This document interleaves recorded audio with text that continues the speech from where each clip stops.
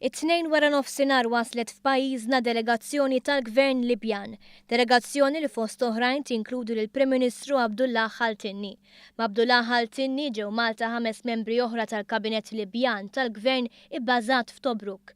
Il-Gvern f'Tobruk li reġa' nħatar fil-bidu tax-xahar li għadda huwa l-uniku rappreżentanza demokratika fil-Libja rikonoxxuta minn Malta u l-pajjiżi tal-Unjoni Ewropea. Mal-Prim Ministru Libjan hawn Malta d-Deputat Prim Ministru Abdel Salam Al-Badri u l-Ministru tal-Affarijiet Barranin, tal-Ekonomija u l-Investiment, tal-Edukazzjoni u tal-Informazzjoni. B'kollox id-delegazzjoni Libjana hija magħmula minn madwar 15-il persuna u waslet Malta fuq ġett privat. Jirriżulta li kien fit-tmiem il-ġimgħa li l-Gvern Malti kien marraf bil-ħsieb tal-awtoritajiet Libjani li rappreżentanti tal-Gvern jiġu Malta għal taħdidiet b'mod immedjat. Ħaltinni diġà żar pajjiżi oħra minn wara li nħatar Prim Ministru din hija l-ewwel żjara tiegħu f'pajjiż Ewropew. Jidher li pajjiżna ntażel għax il-Libjani jemmnu li jista' jkun vuċi importanti fil-fora internazzjonali. Delegazzjoni mistennija ddum Malta bejn 48 u 72 siegħa.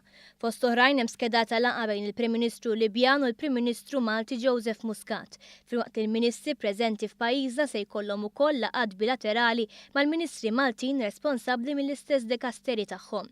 Sa mit-tnejn filgħodu l-medja kienet marfa bl-iżviluppi kollha marbuta ma' din iż-żjara, iżda kien hemm ftehim li ma jkun ippubblikat xejn qabel jaslu Malta, dan minħabba raġunijiet ta' sigurtà.